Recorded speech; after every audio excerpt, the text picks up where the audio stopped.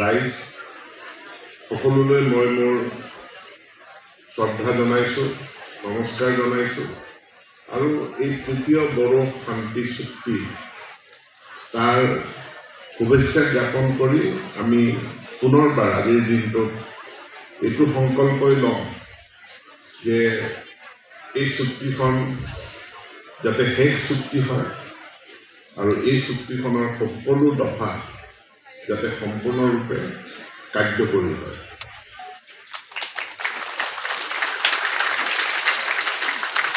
ভুৱন পেগু ডাঙৰীয়াই উন্নয়নৰ কথাখিনি কৈয়ে গৈছে। যেতিয়া ময়ো যিহেতু জনজাতি আন্দোলনৰ মাজৰ পৰাই মোৰ জন্ম হৈছে, জনজাতি আন্দোলনৰ মূল কথা দুটা আছিল। এটা কথা পৰিচয় বা আইডেণ্টিটি, যাৰ লগত অধিকাৰটো জড়িত। দ্বিতীয় কথাটো আছিল যে আমিও উন্নত সমাজৰ নিচিনাকৈ উন্নতভাৱে জীয়াই থাকিব বিচাৰোঁ। গতিকে দ্বিতীয় কথাটো স্বাভাৱিকতে উন্নয়ন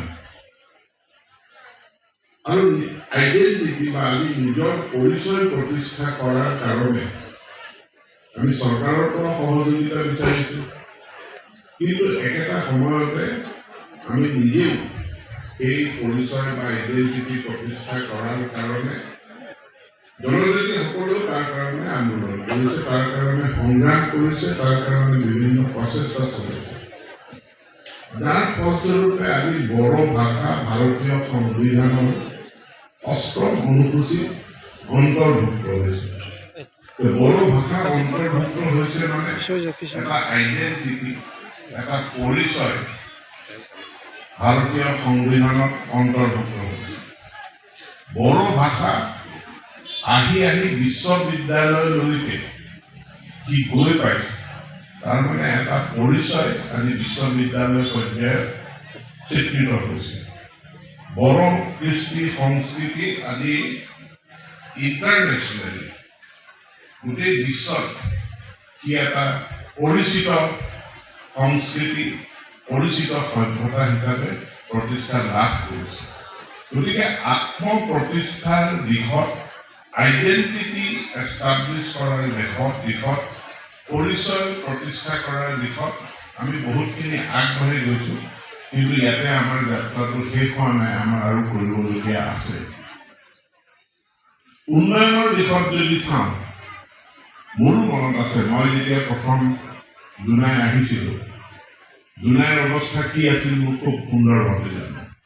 প্ৰথম ওদালগুৰি যেতিয়া গৈছিলোঁ, কোকৰাঝাৰ ধাৰলৈ মই যেতিয়া গৈছিলোঁ, ভোমকাত যেতিয়া মই গৈছিলোঁ, মই দৈয়াঙত যেতিয়া গৈছিলোঁ, কি অৱস্থাত আছিল সেই কথা আজিও মোৰ স্পষ্টভাৱে মনত আছে। আৰু তাৰ পৰা যদি যাত্ৰাটো আৰম্ভ কৰা আমি কৰোঁ, কৰি আজি আমি 4 লেন লৈ আহি পাইছোঁ। আজি ইউনিভাৰ্চিটিলৈ আহি পাইছোঁ, ইঞ্জিনিয়াৰিং কলেজলৈ আহি পাইছোঁ, মেডিকেল কলেজলৈ আহি পাইছোঁ। খুব কম সময়ৰ ভিতৰত এইটো এটা বহুত ডাঙৰ এচিভমেণ্ট। অৰ্থাৎ উন্নয়নৰ দিশতো আজি আমি বহুতখিনি আগবাঢ়িলোঁ আৰু আজি আমাৰ এই চিমেণ্ট চাপৰিতে কাৰ্যালয় প্ৰতিষ্ঠা কৰি আমি Bodo Kachari welfare autonomous council এখন আমি গঠন কৰিবলৈ সক্ষম হৈছোঁ। ইয়াতো আমি উন্নয়নৰ দিশত আমি বহুখিনি কৰিবলৈ সক্ষম হ'লোঁ, কিন্তু যিখিনি কৰিবলৈ এতিয়া বাকী আছে সেইখিনি আমি এক বেলেগ ধৰণৰ আন্দোলনেৰে তাক আমি কৰিব লাগিব।